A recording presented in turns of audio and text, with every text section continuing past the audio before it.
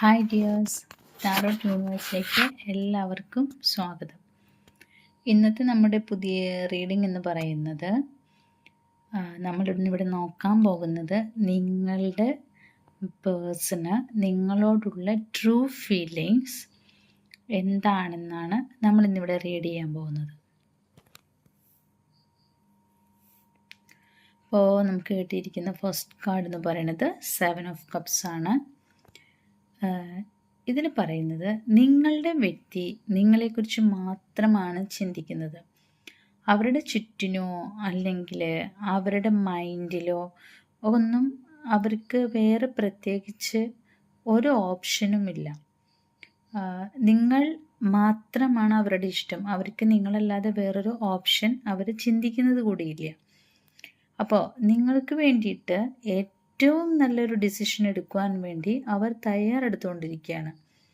അവർക്കിനി മറ്റൊരാളിൽ താല്പര്യമില്ല.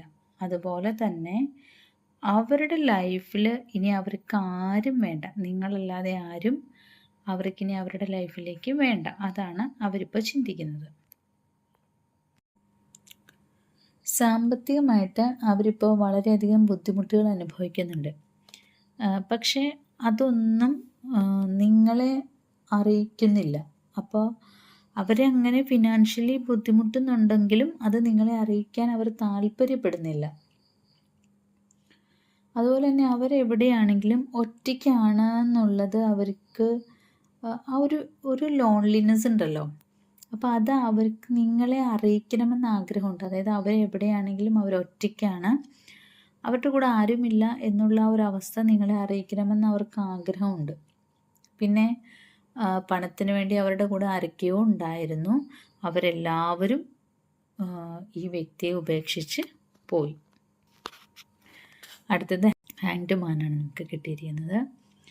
അവരുടെ മുൻകാലത്തെ പ്രശ്നങ്ങളിൽ നിന്നും ഒരു മോചനം ശരിക്കും അവർ ആഗ്രഹിക്കുന്നുണ്ട്.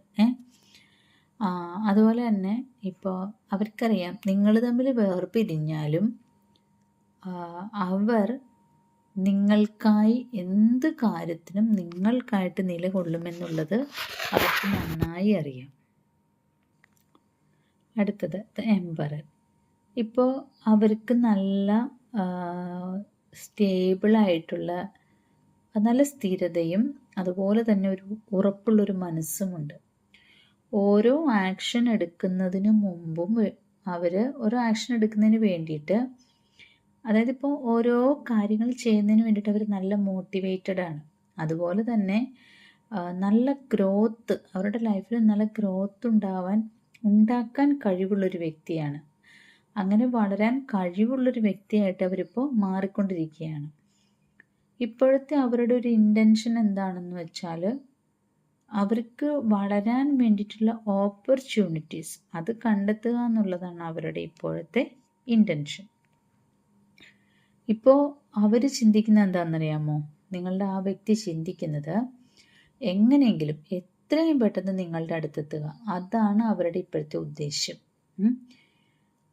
ഇപ്പോൾ ഇന്നത്തെ അവരുടെ ഒരു ആക്ഷൻ എന്ന് പറയുന്നത് നിങ്ങളെ സ്നേഹിക്കുക എന്നുള്ളത് മാത്രമാണ്. അത് നിങ്ങൾക്ക് ശരിക്കും നിങ്ങളുടെ ഡിവൈൻ എനർജിയിലൂടെ നിങ്ങൾക്ക് ആ ഒരു അവസ്ഥയെ ശരിക്കും ഫീൽ ചെയ്യാൻ സാധിക്കുന്നതാണ്.